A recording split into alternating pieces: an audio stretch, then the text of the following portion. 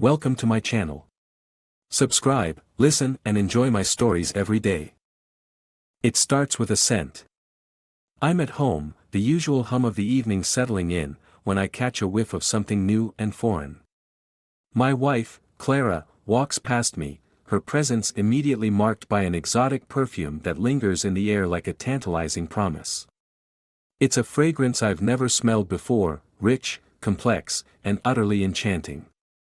Clara, that's a new perfume? I ask, curiosity piqued as I follow her into the kitchen. She looks over her shoulder, a smile playing on her lips. Yes, it is. Just got it last week. It's on the shelf in the bathroom. I nod, absent-mindedly, not thinking much of it. I'm gearing up for a corporate party tonight, and I could use a bit of a boost.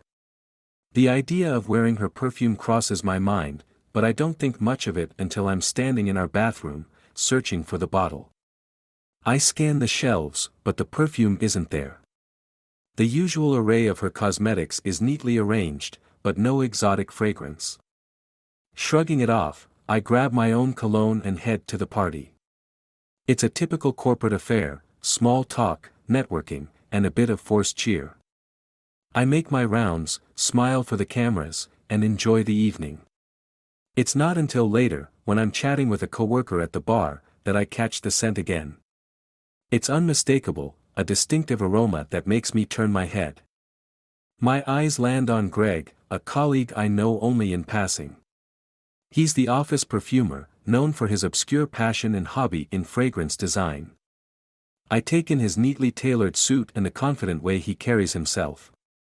There's something about the way he wears his scent, a subtle hint of arrogance mixed with elegance.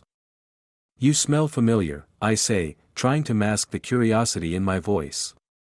Is that a new cologne? Greg's eyes light up, a smile spreading across his face. Ah, you've noticed. It's actually a personal development of mine, a single, unique blend I've been working on for months. It's not available to the public, just a personal creation. My heart skips a beat. I blink, trying to process the revelation. The scent, the same one Clara wore, is now on Greg. The realization hits me like a punch to the gut. Greg isn't just a perfumer, he's the man who has been seeing Clara. My mind races as I piece together the puzzle, the betrayal landing heavily on my shoulders. I excuse myself from the conversation, my mind in turmoil. I find a quiet corner, my phone trembling in my hand as I dial Clara's number. It rings, each second dragging painfully slow until she answers. Hello. Clara, I say, trying to keep my voice steady. Where are you right now? There's a pause on the other end, a hesitation that speaks volumes. I'm home. Why? Stay there, I say, hanging up abruptly. My pulse races as I storm out of the venue, the clamor of the party fading behind me. The drive home feels like an eternity, my anger fueling every turn of the wheel. When I finally reach the house, I fling open the door and find Clara in the living room, her face flushed with confusion and guilt. What's wrong? She asks, but I don't answer. I step closer, my gaze piercing through her as I demand, why did you lie to me? Who is Greg? Clara's eyes widen in shock and then fear. What are you talking about? The perfume, Clara. I roar. The scent on Greg. He's been working on it, his personal development. You've been seeing him, haven't you? She stammers, tears welling up in her eyes. I didn't want you to find out like this. I don't let her finish. The betrayal cuts too deep, a jagged wound that fuels my rage. I move to the kitchen, grabbing a bottle of wine and hurling it against the wall. The glass shatters, the red liquid spreading like the blood of our relationship. Do you have any idea how humiliating this is? I yell. How could you do this to me? Clara's voice is barely a whisper. I'm so sorry. It wasn't supposed to end like this. But the words fall flat, inadequate against the storm of anger and betrayal swirling inside me. I pace the room, my mind racing with thoughts of retribution, of making her feel the same pain she's inflicted on me. In that moment, I make a decision. I will not let this betrayal go unanswered. I will take control and dismantle the life she has built at my expense. The path to revenge begins here, with the shattered pieces of my trust and a heart full of rage. The next steps are clear in my mind, and I am resolved to see them through. The house is eerily quiet as I stand in the living room, the remnants of shattered wine glass crunching under my feet. Clara is seated on the edge of the couch, her face a mask of guilt and apprehension. I pace back and forth, my mind racing with thoughts of vengeance and retribution. Do you have anything to say for yourself? I demand, stopping in front of her. Clara's voice is barely a whisper. I never meant for it to get this far. It just happened. I laugh bitterly, the sound harsh and devoid of humor. Happened? You were seeing Greg behind my back. You've been lying to me. How could it just happen? I made a mistake, Clara admits, her voice trembling. It started as a friendship, and then it evolved. Evolved? I scoff. Is that what you call it? And now I have to deal with the aftermath of your so-called evolution. I know I messed up, Clara says, tears streaming down her cheeks. I'm sorry. I really am. But please, don't do anything drastic. Her plea falls on deaf ears. The anger bubbling inside me is too raw, too intense. I'm consumed by the need to make her understand the depth of her betrayal. I glance around the room, spotting Clara's phone on the coffee table. An idea forms in my mind. Give me your phone, I command. Clara hesitates, her eyes darting to the phone as if it holds the key to her salvation. Why? What are you going to do? Just give it to me, I insist. Reluctantly, she hands it over. I grab it and start scrolling through her messages, searching for anything that might expose more of her deceit. Most of the texts are mundane, but then I find a thread between her and Greg. My pulse quickens as I read their exchanges, words of affection, promises of secrecy, and plans to meet. This is it, isn't it? I say, showing her the messages.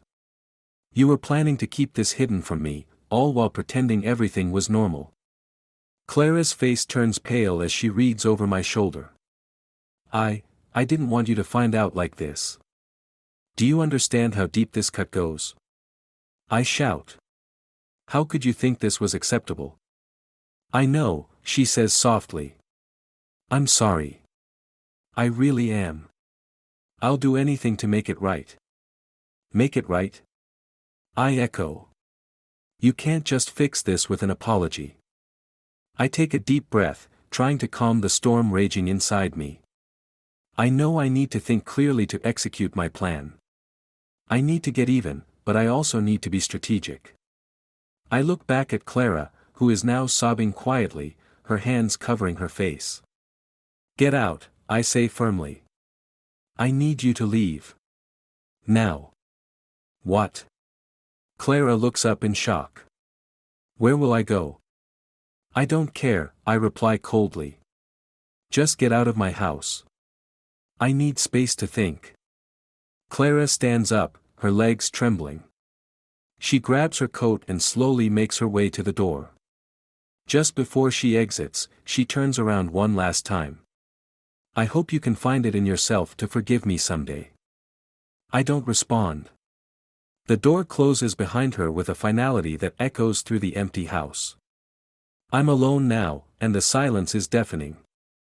I sit down heavily on the couch, the weight of the evening's events crashing over me. My thoughts shift to Greg. I can't let him get away with this either. I need to find a way to confront him, to make him understand the damage he's done. I pull out my phone and dial his number, my hands shaking with a mix of anger and anticipation. The call connects, and Greg's voice comes through, calm and collected. Hello. Greg, I say, trying to keep my voice steady. We need to talk. There's a pause on the other end. About what? About you and Clara, I say, barely containing my rage. I know everything. I need to see you. Now. Alright, Greg says, his tone shifting slightly. Where do you want to meet? I give him the address of a nearby bar, a neutral location where we can talk away from prying eyes. As I hang up, a wave of determination washes over me. This isn't just about Clara anymore, it's about holding both her and Greg accountable for their actions. The bar is dimly lit, the clinking of glasses and murmur of conversation creating a backdrop for our confrontation. When Greg arrives, he looks surprisingly composed, though I can see the faintest trace of unease in his eyes. Thanks for coming, I say, nodding toward a secluded table. Let's talk. We sit down, and I waste no time. You and Clara. How long has this been going on? Greg takes a sip of his drink before responding. Look, I didn't mean to cause any harm. It was never my intention to hurt you. Hurt me? I snap. You've done more than that. You've shattered everything I thought was real. Greg's expression softens, but there's still a hint of defensiveness. I didn't know things would end up like this. I thought I was just helping her with her sense of self. Helping her? I scoff. You were exploiting my trust for your own gain. Greg looks away, clearly uncomfortable. I'm sorry. I didn't know how to get out once I was in. I lean forward, my anger palpable. Well, now you're going to have to face the consequences. I'm not going to let either of you get away with this. Greg's eyes meet mine, and for a moment, I see a flicker of fear. What are you planning to do? I don't answer immediately. Instead, I let the silence stretch, allowing the weight of my words to sink in. Finally, I say, you'll find out soon enough. But make no mistake, this isn't over. As Greg leaves the bar, I watch him go with a sense of grim satisfaction. The pieces of my plan are falling into place. The road ahead is uncertain, but one thing is clear, I will make sure both Clara and Greg understand the full extent of their betrayal. The journey of retribution has only just begun. The days following Clara's departure and my confrontation with Greg are a whirlwind of planning and plotting. My life feels like a chess game, each move calculated for maximum impact.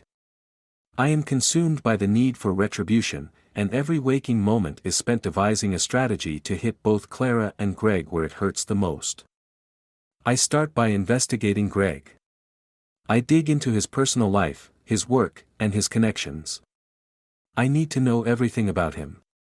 I scour social media, make inquiries through mutual contacts, and visit the local perfumery where he's known to work. The more I know, the better I can strike. One afternoon, I visit the perfumery under the guise of a customer. The shop is quaint, filled with the delicate scents of various fragrances. Greg is behind the counter, his demeanor professional as he assists a customer. I wait until he's free, then approach with a smile that doesn't quite reach my eyes. Excuse me, I say, holding up a small bottle. I'm looking for a special scent. Something unique. Greg's eyes light up with enthusiasm as he takes the bottle. Ah, I see. You must be interested in something exclusive. Let me show you some of my latest creations. As Greg leads me to a display of his personal blends, I observe him closely. His passion for his craft is evident, but so is his arrogance. He's absorbed in his work, unaware that he's being watched by someone who knows his secrets. I've heard a lot about your work, I say casually. Especially the custom blends you create. They must be quite something. Greg nods proudly. Yes, I put a lot of effort into them. Each one is a labor of love, designed to evoke specific emotions and memories. I feign interest, nodding along as he speaks.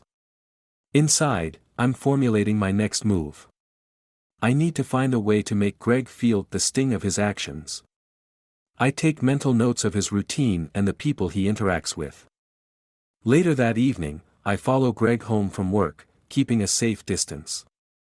I need to know where he lives, where he might be vulnerable. I take note of his address and make sure he's settled before I head back to my own place. The next day, I focus on Clara.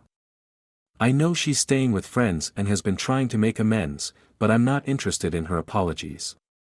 I want to hit her where it will be most painful. I decide to contact her closest friends and colleagues, subtly informing them of her infidelity and the details of our separation. It's not just about revenge, it's about making her face the consequences of her actions in every facet of her life. One evening, as I'm working on my computer, my phone rings. It's Clara's best friend, Jenna. Her voice is tense as she speaks. "Hey, I've heard some things. Is it true about Clara and Greg?" I keep my tone calm, though I'm seething inside. "Yes, it's true. Clara was seeing him behind my back. I'm sorry you had to find out like this." Jenna's silence speaks volumes. I had no idea. I'm going to have to talk to Clara. This is a lot. I understand, I say. Just wanted to be honest. I hang up, a sense of grim satisfaction settling over me. Each conversation, each piece of information I leak, adds to the pressure Clara is feeling. She can't escape the fallout of her actions, and that's exactly what I want. A few days later, I arrange a meeting with Greg under the pretense of discussing a potential business opportunity. We meet at a cafe, and as soon as we sit down, I get straight to the point. "Greg," I say, leaning forward. "I've been thinking about our last conversation. I'm still not happy with how things were left." Greg looks uneasy. "What do you mean?" "You know exactly what I mean," I reply. "You and Clara have caused a lot of pain. I want you to feel the weight of that. I want you to know that your actions have consequences." Greg shifts in his seat, clearly uncomfortable. "I'm not sure what you're asking." "I'm asking you to make amends," I say. "I want you to publicly acknowledge your role in this. Apologize to everyone who's been affected, and I want you to donate to a charity of my choosing. It's a small price to pay for the damage you've done." Greg's face pales. "Are you serious?" "Deadly serious," I respond. "And if you don't comply, I'll make sure everyone knows what happened, including your professional circle. I'll make sure this affects your career." Greg looks around nervously, clearly weighing his options. "All right," he finally says. "I'll do it. But you have to promise not to cause more trouble." "I don't make promises," I say, standing up. "I just make sure things are handled. You'll get the details soon." Greg nods, clearly relieved to have reached a compromise. I watch him leave, feeling a sense of satisfaction at having secured a form of justice. Later that night, as I review my plans, I receive a message from Clara. It's a plea for a meeting, an attempt to salvage whatever is left of our relationship. I'm tempted to ignore it, to let her stew in the mess she's made. But part of me wants to see her face to face, to gauge her reaction as her world continues to unravel. I agree to meet her at a local park, a neutral place where we can talk without interruptions. As I wait for her, I reflect on how much has changed in such a short time. My life has been upended, but I've also taken control. I've made sure that Clara and Greg are feeling the consequences of their betrayal. When Clara arrives, her expression is a mix of desperation and hope. She approaches cautiously, her eyes searching mine for any sign of leniency. "Please," she says as she sits down beside me. "I need to understand what's happening. Why are you doing this?" I look at her, feeling a mixture of pity and resolve. "You brought this on yourself, Clara. I'm just making sure you understand the impact of your actions." She starts to cry, her voice cracking. "I'm so sorry. I didn't mean for any of this to happen." "You keep saying that," I reply. "But saying sorry doesn't fix anything." As I watch her struggle with her emotions, I realize that while I've succeeded in making both Clara and Greg face some consequences, the journey of revenge isn't over. There's still more to be done, more ways to ensure that the betrayal doesn't go unpunished. The final stage of my plan is set into motion. The satisfaction of seeing Greg and Clara face consequences has fueled my determination to make sure their suffering is complete. But there's one last piece to this puzzle that I haven't fully revealed yet, a twist that will bring the whole story to a dramatic and unexpected conclusion. It's a rainy evening, the kind that seems to wash away any pretense of normalcy. Clara and Greg are expecting a resolution to their respective punishments, unaware of the deeper scheme I've woven. Tonight, I'm orchestrating a final confrontation that will leave no room for ambiguity.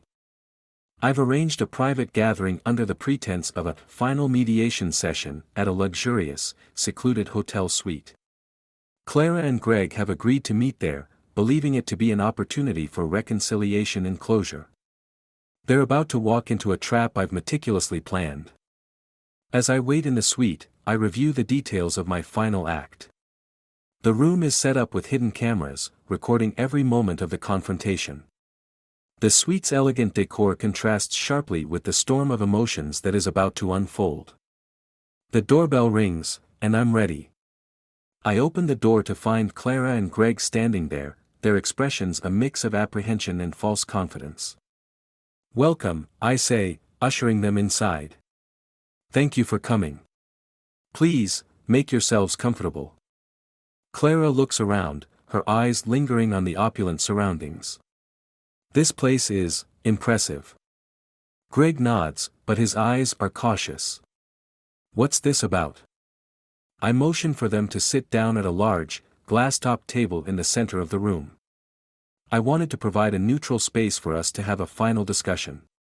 To make things right. They sit, and I take the seat opposite them, my face a mask of calm determination. I start by playing a video on the large screen, a compilation of their messages and interactions, the same ones I uncovered during my investigation. The screen displays their most intimate conversations, the lies, the promises, and the plans they made behind my back. Clara's face pales as she watches, her eyes widening in shock. Greg's jaw tightens, and he looks away from the screen, his discomfort palpable. "I've made sure to document everything," I say coldly. "Every deceitful word, every hidden agenda." "What is this supposed to prove?" Greg asks, trying to maintain his composure. "It proves that you both underestimated me," I reply. "And it shows that you're going to face the consequences of your actions in a way you never expected." Clara looks at me, her eyes filled with both anger and fear. "You've made your point. What more do you want from us?" I lean forward, my voice low and menacing. "What I want is to ensure that you both understand the full extent of your betrayal. And that means taking this beyond mere apologies or public acknowledgments." I press a button on a hidden remote, and the room's lights dim, casting long shadows across the walls. Hidden speakers begin to play a loop of the recordings, sounds of their private conversations, the intimate moments they shared, and the false assurances they gave each other. The sound is relentless, echoing their betrayal. Greg's face flushes with anger. "This is insane. You're crossing a line." "Crossing a line?"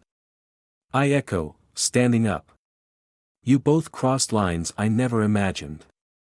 You thought you could manipulate and deceive without consequences." I step closer to Greg, my gaze unwavering. "You were arrogant, thinking that your personal creations and your charm would shield you from the fallout. But you're wrong." Greg's eyes dart around the room, searching for an escape route. "What do you want from us?" "Nothing but for you to feel the full weight of your actions," I say. "And to ensure that neither of you can easily move on from this." Clara's eyes well up with tears. "Please, don't do this. We're both sorry. We'll make it right." I ignore her plea, turning to a safe where I retrieve a stack of documents. I place them on the table, each one detailing legal and financial repercussions for both of them, lawsuits, penalties, and the professional damage they'll face. It's the final blow to their careers and reputations. "You see," I say, "I've ensured that your lives will be irrevocably altered. You'll face legal and financial ruin, and your reputations will be tarnished beyond repair. Greg and Clara exchange horrified glances, realizing the extent of their predicament. Greg tries to argue, but his voice is drowned out by the relentless playback of their private conversations. As the recording finally comes to an end, I look at them with a sense of cold satisfaction. You wanted to betray me, and you succeeded. But you've underestimated my resolve. This is the price you pay for your deception. I watch as their defiant postures crumble, replaced by despair and resignation. The cameras capture every moment, ensuring that their downfall is thoroughly documented. Get out, I say, my voice firm. I don't want to see either of you again. They gather their things, their faces a mixture of shame and defeat. As they leave, I take a moment to savor the silence that follows their departure. The room, once a stage for their deception, now stands as a testament to the final act of my retribution. In the days that follow, the media picks up the story of their downfall, and their names become synonymous with scandal and betrayal. Their professional and personal lives unravel in the public eye, and they face the consequences of their actions. As for me, the sense of vindication is bittersweet. The journey of betrayal and retribution has come to an end, leaving me with a mixture of satisfaction and emptiness. The scars of the past remain, but the lessons learned will shape my future. The final act is complete, and both Clara and Greg are left to confront the harsh reality of their actions. Their world has been irrevocably altered, and I am left to rebuild mine in the aftermath of their betrayal.